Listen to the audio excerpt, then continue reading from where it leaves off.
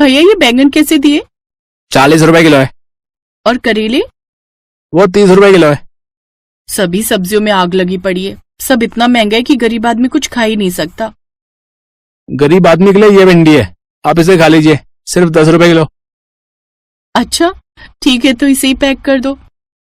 रीना भिंडी की सब्जी लेकर घर आ जाती है और रात को खाने में वही बना देती है।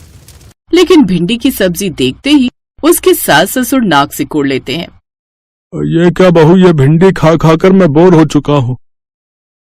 इसे भी सब्जी के अलावा और कुछ नहीं मिलता, जो बार बार यही बना देती है।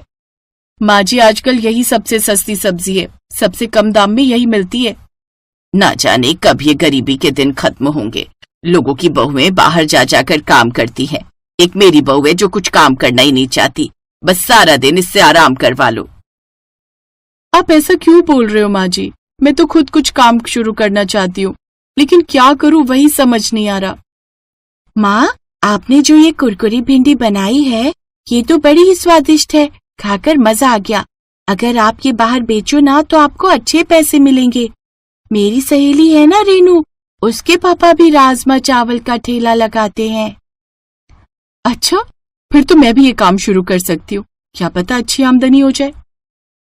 रीना ने अपने पाँव की पायल बेची और जरूरत का सामान लाकर खुद का काम शुरू कर दिया। लेकिन उस रोज मुश्किल से उसके पास 1-2 ग्राहक ही आए। शाम को वो वापस घर आई तो उसने सबको खाने में वो बची हुई भिंडी की सब्जी ही दे दी। मैं तो तंग आ गया हूँ ये भिंडी की सब्जी खाकर, मुझे पनीर खाना है, लेकर जा इसे। अच्छे से जानती हूँ उसकी ये भिंडी रोटी बिकी नहीं होगी, इसलिए घर लेकर आ गई। अब वहाँ किसी ने नहीं खाई तो हमें खिलाने आ गई। माँ जी, फेंकने से तो अच्छा है कि इसे हम ही खा लें। अनाज का अपमान तो नहीं किया जा सकता ना। अब तू कल की आई हुई छोकरी मुझे सिखाएगी कि घर कैसे चलाते हैं। हमें नहीं खाना ये, जा हमारे लिए अंडा भुर्जी या पनीर बना कर लेकर आ। रीना रोते हुए वहां से चली गई और बाजार से अंडे खरीद कर ले आई और उसकी अंडा भुर्जी बनाकर उन्हें दी। रीना बड़ी समझदार थी, वो घर खर्च में अपने पति का हाथ बटाना चाहती थी, इसलिए कोई न कोई काम करना चाहती थी और इसलिए उसने सब्जी रोटी का ठेला लगा लिया। ऐसे ही उसे कुछ दिन हो गए। आधा दिन निकल गया और अभी तक बस 4-5 ग्राहक ही आए हैं। अगर ऐसा ही चलता रहा तो मेरी सास मेरा ठेला बंद करवा देगी। तभी एक राजू नाम का ग्राहक उसके ठेले पर आया और उसने उसे ये कहते हुए सुन लिया। मेरी मानो तो अपना ठेला कहीं और लगा लो, तभी तुम्हें अच्छा मुनाफा होगा। रीना को उसकी बात सही लगती है और वो घर आकर इस बारे में अपने पति से बात करती है। लेकिन तुम जानती हो ना, रीना कहीं और काम जमाना इतना आसान नहीं होता। तुम्हें कुछ दिन ही हुए हैं और नई जगह जाएंगे तो वहां भी पैसे लगाने पड़ेंगे और अभी हमारे पास और पैसे नहीं है। अगर ऐसा ही चलता रहा तो जो थोड़े बहुत पैसे हैं हमारे पास वो भी कहीं खत्म ना हो जाए। अगर मैंने ठेला बंद कर दिया तो मेरी मेहनत बेकार हो जाएगी और अभी कुछ ही महीने तो बीते हैं। कुछ दिन और चलाकर देख लेती हूँ, क्या पता अच्छी कमाई हो जाए। वो कुछ दिन और उस ठेले को चलने देती है, लेकिन अभी भी उसकी कुछ खास कमाई नहीं होती, इसलिए थक हार कर वो उस ठेले को बंद ही कर देती है। ऐसे कुछ समय और बीता और अब मनोहर यानी ससुर जी की तबीयत खराब हो जाती है। वो उन्हें गांव के डॉक्टर के पास लेकर जाते हैं। देखिए, इनकी तबीयत ज्यादा खराब है, अब इन्हें शहर ले जाइए, वहां के किसी बड़े डॉक्टर को दिखाइए। राजीव और रीना अपने पास जमा की गई थोड़ी सी जमा पूंजी लेकर चले जाते हैं, जहां सारा पैसा उसके बाबूजी के इलाज में लग जाता है। कुछ दिन के बाद वो वापस गांव लौट आते हैं और अब राजीव और भी ज्यादा परेशान रहने लगता है। आप इतना दुखी क्यों हैं जी?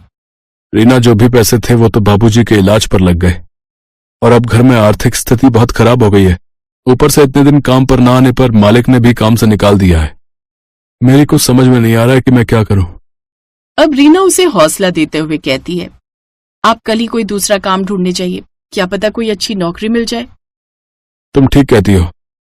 अगले दिन ही वो काम ढूंढने चला गया, लेकिन हर जगह उसे निराशा ही हाथ लगी।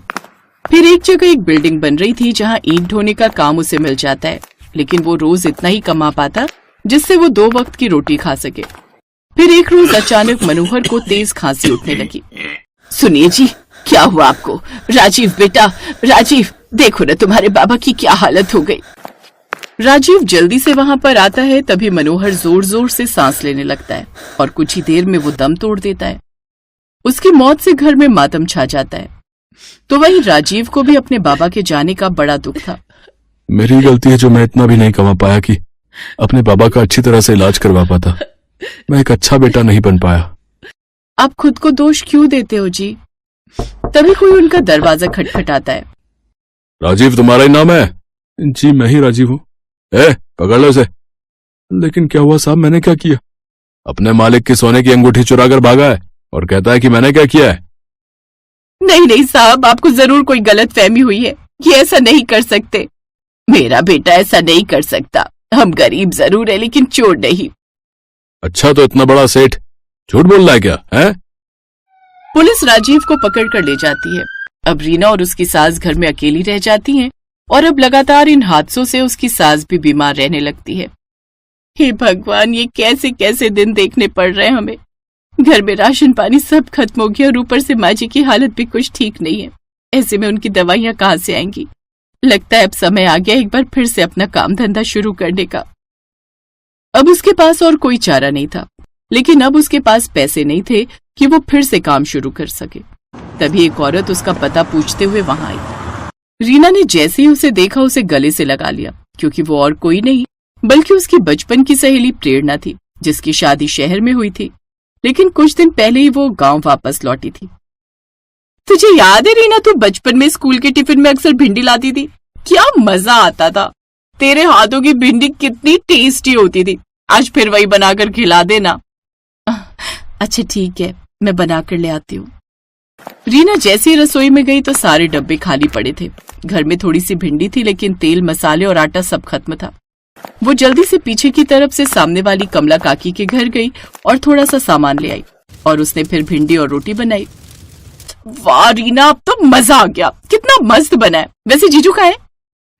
फिर रीना उसे रोते हुए सारी बात बताती है। डोंट वरी रीना, मेरे हस्बैंड शहर के जाने माने वकील हैं और मैं उनसे इस बारे में बात करती हूँ।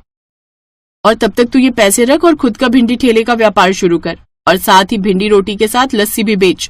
फिर तेरी भिंडी सबको पसंद आएगी। गर्मियों में सबको यही तो चाहिए। रीना को उसकी बात सही लगी। अपनी दोस्त के दिए हुए पैसों से उसने अपना भिंडी रोटी का ठेला फिर से शुरू कर दिया। खुशबू तो बड़ी कमाल की आ रही है। कैसे दी है भिंडी रोटी की प्लेट? जी 40 रुपए प्लेट, उसके साथ लस्सी फ्री है। ग्राहक ने जैसे ही वो खाई तो वो खुश हो गया, क्योंकि इससे पहले उसने ऐसा कुछ टेस्टी नहीं खाया था। कुछ ही दिनों में उसका भिंडी रोटी का ठेला खूब अच्छा चलने लगा। अब वो अपनी सास को अच्छे से डॉक्टर के पास ले गई और उनका इलाज करवाया। रीना की सास को अब उसकी अहमियत समझ में आई। उसने उससे माफी मांगी। इधर प्रेरणा के पति ने राजीव को झूठे चोरी के केस से रिहा करवा दिया। तू तो मेरी जिंदगी में फरिश्ता बनकर आई, जिसने आते ही मेरी सारी मुश्किलें दूर कर दी। तू मेरी दोस्त है, तेरे लिए मैं इतना तो कर ही सकती हूँ।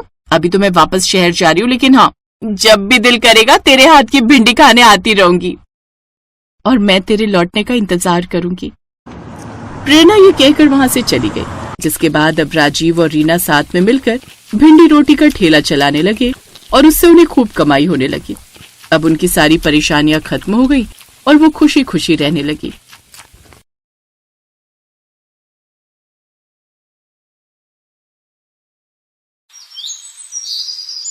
पूर्वी की माँ शांति घरों में सफाई बर्तन का काम करती थी। पूर्वी जब साल भर की थी तभी उसके पिता ने दूसरी शादी कर ली और पूर्वी को उसकी माँ के साथ घर से निकाल दिया। उसके बाद से शांति ही खुद से मेहनत करके अपनी बेटी पूर्वी को पाल पोस रही थी। थोड़े बहुत पैसे जोड़कर शांति ने पास के एक स्कूल में पूर्वी का दाखिला करवा दिया। भाभी जी, कोई पुराना स्कूल का बस्ता और रोटी का डिब्बा रखा हो तो आप मुझे दे देना। वो मैंने पूर्वी का दाखिला स्कूल में करवा दिया है, कल से वो स्कूल जाएगी। हाँ, दीक्षा का एक बैग रखा है, वो लेती जाना। रोटी का डिब्बा, वो जो लंच बॉक्स है ना लाल वाला, वो ले ले। ठीक है भाभी जी, बहुत बहुत शुक्रिया। शांति जहाँ काम करती थी वहां से उसने बस्ता और रोटी का टिफिन ले लिया। वो स्कूल का बस्ता और रोटी का डिब्बा लेकर घर पहुंची तो पूर्वी की खुशी का ठिकाना नहीं था। माँ, ये मेरा स्कूल बैग है, अब मैं भी स्कूल पढ़ने जाऊंगी, बहुत मजा आएगा।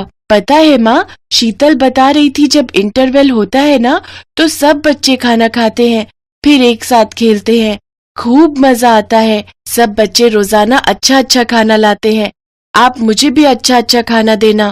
पूर्वी के चेहरे पर खुशी देखकर शांति बहुत खुश थी। पर वो जानती थी कि वो अच्छा अच्छा खाना अपनी बेटी को नहीं दे सकती।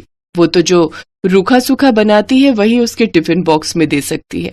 अगले दिन शांति पूर्वी के लंच बॉक्स में रोटी और थोड़ी सी सब्जी रख देती है। पूर्वी स्कूल पहुंचती है।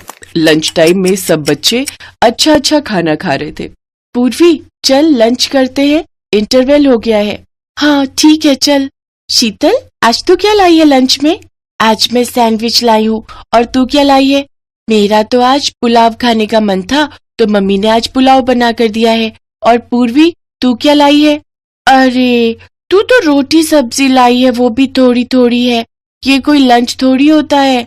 इतना बोरिंग। पूर्वी ये तो तू अकेले बैठ कर खा। सभी बच्चे मिलकर खाना खा रहे थे पर पूर्वी बिल्कुल अकेली थी। वो अपनी थोड़ी सी सब्जी और सूखी रोटी अकेले ही खा रही थी।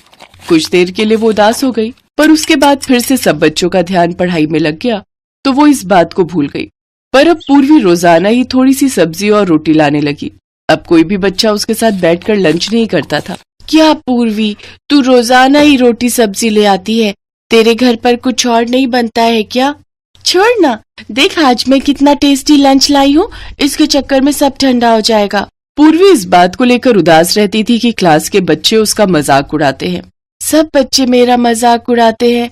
बच्चे तरह तरह के लंच लाते हैं और मैं हमेशा रोटी सब्जी लेकर जाती हूँ। पर मैं जानती हूँ माँ के पास इतने पैसे नहीं है कि वो मुझे रोजाना तरह तरह के लंच दे सके। कोई बात नहीं, मैं वही रोटी सब्जी ही ले जाऊंगी।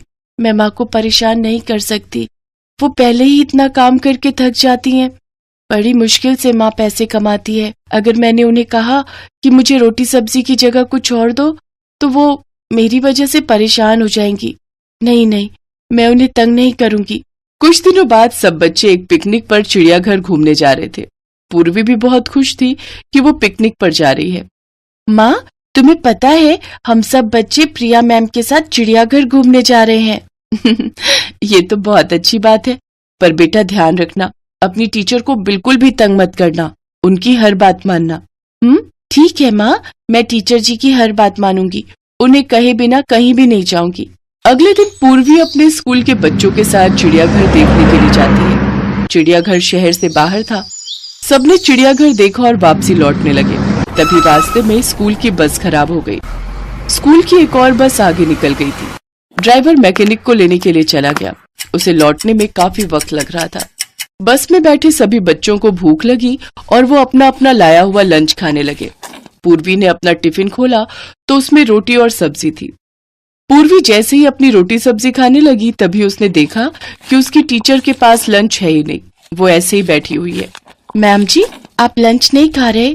नहीं बेटा, बच्चों को बस में बिठाने के चक्कर में मेरा लंच वाला थैला मैं चिड़ियाघर में ही भूल आई। अब तो हम बहुत आगे निकल आए हैं और बस भी खराब हो गई है, इस वजह से मैं वापस जाकर ला भी नहीं सकती थी। कोई बात नहीं, तुम खाओ, जब हम स्कूल पहुंच जाएंगे तब मैं कुछ खा लूंगी। बच्चों सब अपना अपना लंच करो। सब बच्चे आपस में मस्ती करते हुए अपना अपना लंच कर चुके थे। बच्चे नींद में थे तो सब बस में ही सो गए। ड्राइवर मैकेनिक को ले आया था। मैकेनिक बस को ठीक कर रहा था। भैया अभी बस ठीक होने में कितना समय लगेगा? मैडम जी अभी 1 घंटा और लग जाएगा, बाकी कोशिश कर रहे हैं थोड़ी जल्दी हो जाए। अगर 1 घंटा ठीक होने में लगा तो हमें स्कूल पहुंचते पहुंचते 2 घंटे तो मानकर चलो शाम के 7 बज ही जाएंगे। प्रिंसिपल मैडम को फोन कर देती हूँ, वो चिंता कर रही होंगी। अब तो मुझे भूख भी लगाई है, यहाँ आसपास तो सुनसान है, कुछ भी खाने को नहीं मिलेगा। अरे पूर्वी बेटा, सब बच्चे सो गए, तुम्हें नींद नहीं आई? थोड़ी देर सो जाओ। अरे तुमने लंच नहीं किया? मैडम जी आपने भी तो कुछ नहीं खाया, इसीलिए मैंने लंच अभी तक खोला ही नहीं। आप मेरे लंच में से थोड़ा खा लो। कितनी प्यारी बच्ची है, मेरे पीछे इसने कुछ भी नहीं खाया, इसके में से थोड़ा सा खा लेती हूँ ताकि ये भी खा ले। लाओ पूर्वी, मुझे दो, मैं थोड़ा खा लेती हूँ। क्या हुआ, लाओ। मैडम जी मेरे पास ये रोटी सब्जी ही है, बाकी बच्चों की तरह अच्छा अच्छा खाना नहीं है। माँ कहती है जब हमारे पास बहुत सारे पैसे होंगे तब वो अच्छा अच्छा खाना लाएंगी। पूर्वी बेटा, खाना सभी अच्छा होता है, रोटी सब्जी तो और भी अच्छी होती है। अरे वाह, आलू की सब्जी और साथ में रोटी, मुझे तो भूख से रुका ही नहीं जा रहा, मैं तो पूरी रोटी खाऊंगी। मासूम पूर्वी की भोली बातें सुनकर टीचर भी भावुक हो जाती है। वो पूर्वी के लंच में से एक रोटी और सब्जी खाती है। पूर्वी बहुत खुश थी। कुछ देर बाद बस ठीक हो जाती है। सब लोग स्कूल पहुंचते हैं। अगले दिन पूर्वी स्कूल पहुंचती है तो उसके लंच बॉक्स में वही रोटी सब्जी थी। सब बच्चे फिर उस पर हंसने लगे। तभी पूर्वी की टीचर उसे अपने पास बुलाती है। पूर्वी, तुम्हारी रोटी सब्जी मुझे बहुत अच्छी लगी थी। क्या आज भी मैं तुम्हारा लंच खा सकती हूँ? जी मैम, ये लीजिए। अरे, अगर तुमने मुझे ये टिफिन दे दिया तो फिर तुम क्या खाओगी? कोई बात नहीं मैम जी, मैं घर जाकर खा लूंगी। ऐसे कैसे? एक काम करो, आज तुम मेरा लंच खा लो, ठीक है? मैम पूर्वी को अपना लंच दे रही है। हाँ, वही मैं देख रही हूँ। मैम अपना लंच कभी किसी को नहीं देती। हमसे तो उन्होंने कभी भी लंच शेयर नहीं किया। आपका लंच मैम जी? हाँ, वो आज मैंने घर पर बर्गर बनाए थे, पर मुझे तुम्हारी रोटी सब्जी इतनी पसंद आई थी कि मुझे लगा कि ये बर्गर अगर तुम खा लो और मैं तुम्हारी रोटी सब्जी। तुम्हें बर्गर पसंद है ना? बर्गर? वो तो मैंने कभी खाए ही नहीं ma'am ji. Thank you ma'am ji. Purvi की टीचर प्रिया जानती थी कि पूर्वी एक गरीब बच्ची है। वो जानती थी कि पूर्वी की माँ के पास इतने पैसे नहीं हैं कि वो पूर्वी को तरह तरह के व्यंजन बनाकर और खरीद कर खिला सके। इसीलिए प्रिया बहाने से पूर्वी के लिए बर्गर लाई थी ताकि पूर्वी के चेहरे पर एक नया लंच देखकर खुशी आ सके। और यही हुआ। जब पूर्वी ने टिफिन खोला तो उसमें 2 बहुत ही टेस्टी बर्गर पैक किए हुए थे। पूर्वी को बर्गर खाते हुए जो खुशी मिल रही थी, उस खुशी को देखकर टीचर प्रिया की आंखें भी थोड़ी नम हो गईं। इसके बाद कभी कभी बहाने से टीचर प्रिया पूर्वी के लिए तरह तरह के खाने पीने की चीजें लाती रहती थी। एक छोटी सी प्यारी मासूम बच्ची का दिल कितना बड़ा है, ये बात प्रिया को उस दिन बस में समझ आ गई थी। इसीलिए एक टीचर होने के नाते उसने अपनी तरफ से पूरी कोशिश की कि वो भी पूर्वी के चेहरे पर खुशी ला सके। यही कोशिश कामयाब रही और पूर्वी के चेहरे पर खुशी आ गई।